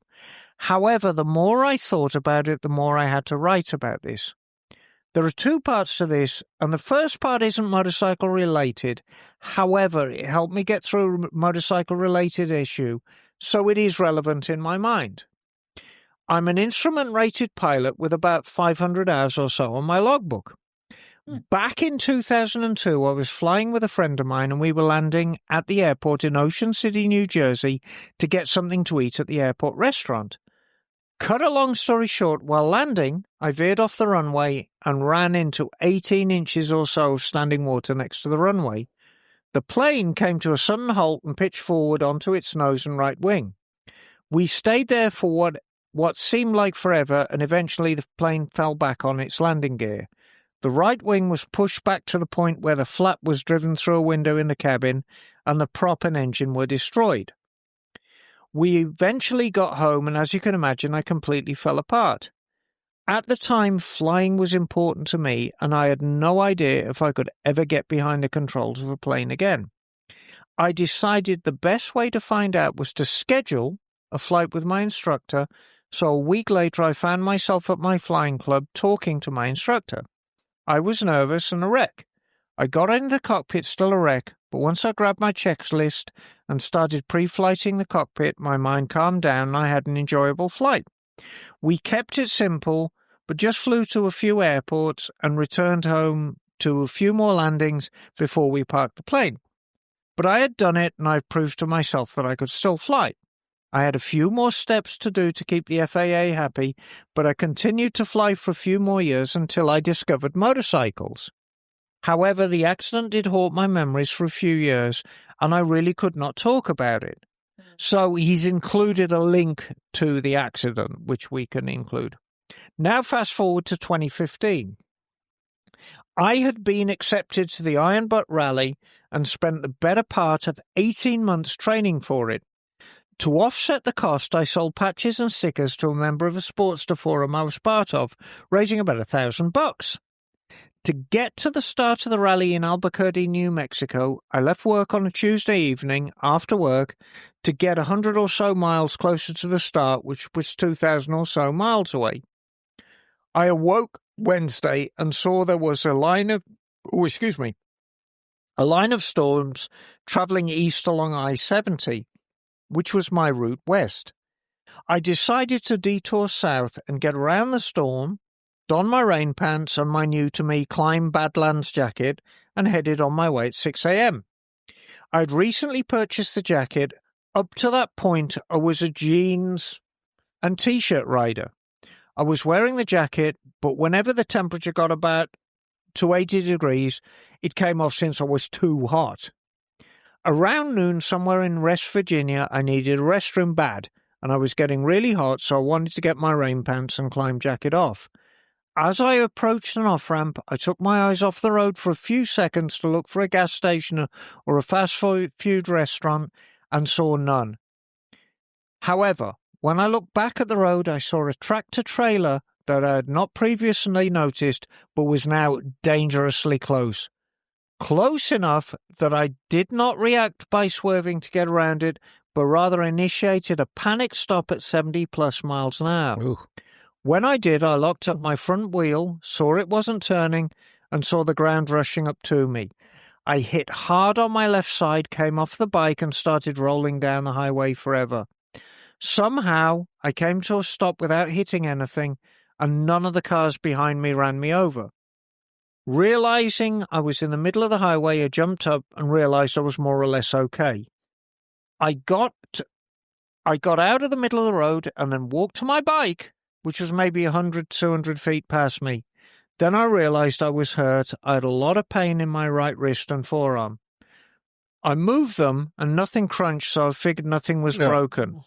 With the help of some of the growing crowd, we lifted my bike up and moved it to the shoulder. And then I realized everyone left and I was alone. Now what? My bike was a mess. I'd ground the back of one of my forward foot pegs on the left side so it was hanging straight down. Half my left foot peg was gone. My saddlebag was ripped apart and my top case was shattered. My auxiliary lights were out, my windshield was scraped up, and my left fork stop on the triple tree was snapped off. I was in pain. I didn't know whether my bike would even start, so what do I do? After some soul-searching and I thought about my situation, I did not know if my bike would start or could be ridden. I did not know if I could ride with my arm in the shape I was in. And I did not know if I could emotionally ride. I could not call my wife and talk to her because she would not believe that I was okay until she saw me, and I did not want to worry her. I thought about the people who had donated to my cause and given me almost $1,000. How did I face them and tell them I wrecked on the way out? And again, I could not get to the start of the Iron Butt Rally safely to be ever picked up again. Did I mention pain? My right arm was killing me if I made a fist and moved my wrist, something I needed to do to ride. I knew I could always get to a hotel room, take a hot shower, and the rest of the day or so and probably feel 1,000% better, but I would not be able to make it to the start of the IBR. I decided the first thing to do was see if the bike would start. I tried and it wouldn't. I realized it had a tip-over sensor, so I turned the ignition off, let it sit, and then fired it up, but the oil pressure light stayed on, so I shut it off. I tried again, the light went out, so I had a bike. I figured see if I could ride, and so I hopped on, fired it up again, gritted my teeth, twisted the throttle as I let out the clutch and held it there. I was riding. I stopped a few miles down the road at a rest area to move foot regs around, and so I had 2 good ones under me and on my highway bars. I searched for the closest Harley dealer, set my GPS to it, and repeated the gritting of the teeth process to get back on the road. At the dealer, I bought another set of foot pegs to put on the passenger pegs, since I also use those when riding, and I purchased a cramp buster and wrist rest so I didn't have to hold the throttle open. I could use the weight of my wrist to hold it in place. I rode for the next 2 days like this until I arrived at the host hotel in New Mexico. A few days later, I was starting my first Iron Butt Rally. I was in a daze for those 11 days, and I've no idea how I got through it. I'm just plain stubborn, I guess. In retrospect, I have proven to myself 13 years prior with my aircraft accident that I could set my mind to something, overcome my fears and adversity, and get through it. both with getting back on the horse that had thrown me, Mhm. riding 2,000 miles in considerable pain, and then riding 9,600 miles in 11 days Jeez. and completing the Iron Butt Rally, which in itself is an achievement. So that's my story. Sorry it is so long. If you'd like to paraphrase and cut it down to a more realistic length, please let me know. Wah. P.S. My wife was pissed that I had the wreck and I didn't tell her. Oh, she's going to know now. She beat the crap out of me when she saw me at the finish. Fortunately, I was wearing my helmet. However, when I explained why I didn't tell her, she agreed I was right in doing so. P.P.S. At the finishers' banquet, a friend of mine asked me how I thought the IBR had changed me. It took me a while to answer his question, but it came to me a few weeks later while laying on a picnic table at a lake my family had frequented when I was young. Barring a physical limitation, your ability to accomplish something is only limited in your mind. If you break a seemingly unachievable task down in manageable pieces and tackle them one at a time, there is no limits to what you can do. Very wise words, Chris. And Well written, Chris. it was very well written and long. And I'm determined. Everybody who actually put in for the Jason Awards, I'm reading their letters word for word. We have one more. We do indeed have one All right. more. And this is from Jeremy. Hey, Jeremy. I want to tell you the story about my late wife, Zoe. For her, motorcycles and loss were linked from an early age. When Zoe was 8, she loved riding on the tank of her cousin's dirt bike. As a teenager, he had already had a cabinet full of trophies. It was only a matter of time before he was a pro motocross racer. Zoe loved her cousin very much. He was like her older brother. He was killed on a closed track by someone going in the wrong direction during a practice session. Oh. Jeez. In college, a close friend was found dead in the middle of the street with the wreckage of his motorcycle and car parts. They never found the person who hit him. So when I asked her to ride on the back, it was a hard sell. What convinced her was the full-face helmet, jacket with armor, and gauntlet gloves that I'd given her. She saw that I was taking safety seriously, so she hesitantly tried it. However, this did not last long. After the first ride, she said, "Fuck this, I want to be in control," and bought herself a 1997 CB250 Nighthawk. Motorcycling quickly became the cornerstone of our life and our relationship. Later, as we reflected on her cousin and her college friend, she told me, "I understand now. They felt this good when riding. It's worth it." Riding helped her overcome to peace with her loss. Oh, forgive me. Riding helped her come to peace with her loss. Riding was one of Zoe's biggest passions. Every Monday, she listened to the chief mischief of the Misfits, and she adored Miss Emma. She watched every MotoGP and Moto3 race. I never saw anyone happier than Zoe at Corner 2 during the Moto 1 show flat track race. But her greatest talent was wrenching. I would come home from work to find my motorcycle taken apart as she had rebuilt the forks with new springs, seals, and valves. I trusted no one more than her to work on my machine. And her passion kept growing. She caught the dirt bug after listening to Emma and Liza's visit to the Honda Dirt training, which we did after your ride report. How neat. Inspired by your interviews with Itchy Boots, Jocelyn Snow, and Elspeth Beard, Zoe went into adventure bikes. She got herself a CB500X and threw the Rally Raid catalogue at it. Yeah. Soon, I needed to buy a matching CB500X just to keep up with her when the pavement ended. We were all set with our identical half-Rika twins for BDRs. Africa twin. Yes. BDRs, motor camping, and cross-country trips. Pretty idyllic life, right? Yeah. Then she died. Oh. In April of 2022, Zoe had a brain aneurysm. She walked into the bathroom, said ow, and was gone before she hit the floor. Wow. The pain, the confusion, the loneliness, I gripped onto what little I could keep myself grounded.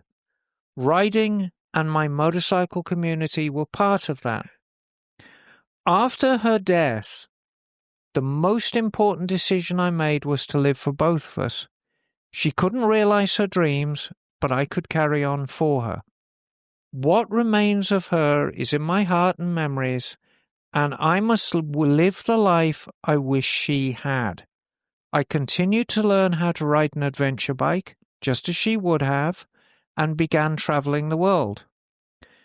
I went to the first Misfits rally in her memory. The Castles and Curves tour, a mix of history and riding, would have delighted her. To Vietnam with Big Sur motorcycle adventures to see a very different world. I ride for myself, but I also ride for Zoe, because all I can do now is live the best life possible, full of motorcycles and adventure she didn't get to see. Zoe's story is now my story, and our story is how motorcycles make life worth living. Now, Great. Now, there's some more to that story. So he mentioned that he was on the Vietnam trip yes, with Big Sur. I was on that trip. yes, He was there with his fiancée, right. Holly, And I've met Holly. who's come to our rally also. And I remember this arc that the first time we met Jeremy, and he told us a story. He was there because his wife died. Right. And then, Well, before that, Jeremy was on the Castles and Curves tour, and I didn't know what to make of him. yeah. Because he was a very quiet, introspective young man, and I liked him very much. But he'd clearly been through trauma. Yeah. And we did some one-on-one about riding and riding techniques on Castles and Curves. And it was, truthfully, I think it might have been the most satisfying thing I've ever done with another motorcyclist, because I saw the light bulb go on and he got really quick. And it was just lovely to see, and lovely to see him kind of bloom. And I never met Zoe. I've met Holly. Yeah. And Holly's absolutely lovely. Well, it was an interesting arc in that he came alone after his wife died. Then he came with Holly. Yes. And then this last year's rally, they couldn't come because they were getting married. Right. And so it's every single story we've heard are tragic stories, but the end result is not tragedy by any stretch of the imagination. This is an example of the resilience of the human spirit. And I'm faced with an impossible task of, out of these stories, I have to pick which one of these is more worthy than the other ones. They're all, every single person we've heard from has overcome the biggest hurdles to either further their motorcycling or used motorcycling as a tool to overcome their own tragedy. But I think, just from my perspective, and we'll talk about this, but from my perspective, I think it's got to be Jeremy.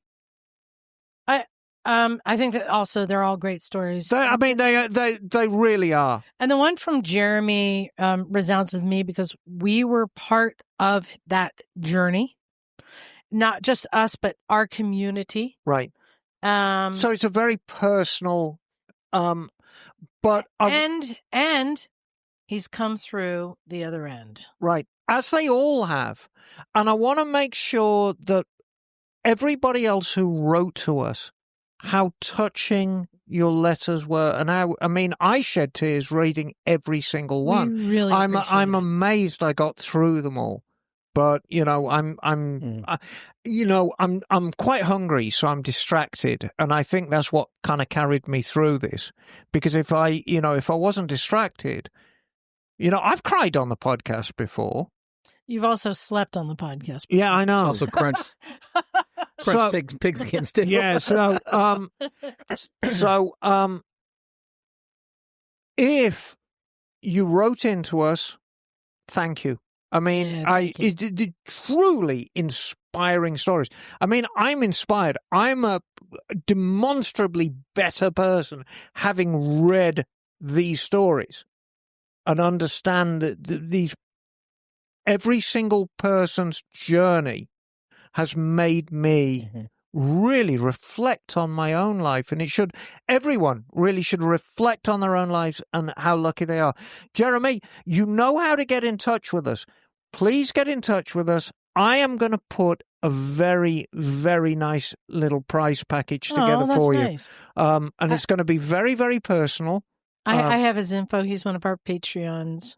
Yeah. So get Jeremy, reach out to me personally, Jeremy. I'm going to put you something together that's very, very nice that you will like a great deal. So, but thank you all. Everybody who wrote into this is very small. I think 4 or 5. Yeah. But mighty. And I really want to continue doing this, because if we get back to what it is, these are the Jason Awards. And Jason's loss is all of our loss. So I want to continue honoring this young man. Maybe this is something we can do in the fall every year. Okay, sure. Well, thank you guys. I really appreciate it. I've got time. We got time for one email, and it's a very short one, so I'm going to read this one. All the rest that came in, we're going to save for next week. And this one is titled, Liza is a skier. What? Liza's a skier. And this is from Matthew Trumbo. Hey, Matt. He says, listen to episode 645 today. That was just last week. Mm-hmm. And I noticed something interesting. When your guest was talking about his fall and subsequent injury, your suggestion to tuck and roll as a way to avoid a broken collarbone was a clear sign to me that you are a snow skier. Well, me too. Well, I used to be a snow skier, but I didn't tuck and roll. That comes from me wanting to be a stunt woman and being a soccer goalie. Tuck and roll. Isn't that something you did in the 50s when the new? No, that was duck and cover. Yeah. But he says, love the podcast. P.S. I got a Jeep too. Just saying. Oh, no. Says it right no, there. I Says don't right care. There. No. I'm just reading what's on the paper. This is the no Jeep zone. Just reading what's on the paper. And this week on Jeep Talk with Liza, no Jeepy. Well, that brings us to the end of the episode. I mean, okay, first off, biodiesel Harley. Yeah. To seem like a good idea at the time, and to the Jason Award. What interesting show. Because an eclectic show. 45 minutes before we recorded is when that kid showed up with that bike. Like, our whole show just changed. But that's one of the things, is we're always kind of pivoting and ready to just take in whatever information we have and share it with the world. And I think that's what we did tonight. And I want to let people know how we actually put this show together, in case you haven't figured it out. We generally have an extremely rough idea of what we want to talk about. And that can change, because when a biodiesel Harley shows up, that's right. But we have a basic idea. But this show is basically ad-libbed. There is no script. There's a format, and it's loose. I said, well, how long do you want to talk about this? 20 minutes. So let's give it 20 minutes. And I can 45. And I can yak on for 45 and stretch it out. But there is no script. So, occasionally there's ums and ahs. But I've always enjoyed it that way, because what you're actually listening to, it's spontaneous. We're talking from the heart. And my promise to you, dear listener, is I'm not going to dilute myself. I'm not going to give you false information. If I tell you something, I believe it at least. You know, and I'm always very proud of the content. Yeah, but you also we believe bring. in the Easter Bunny, so take that with a grain of salt. I will fucking fight you if you tell me he doesn't exist. Attila. Attila the Bun. But no, to me, it's just a representative of the things that show up at the garage.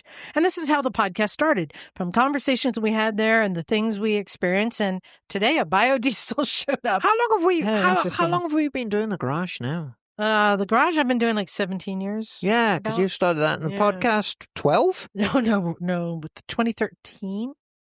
So That's 12 years. 20 or 20. Yeah. No, I think we're in 13th year. Anyway, Good Lord. I know. Early So, adopters. Tra-la-la.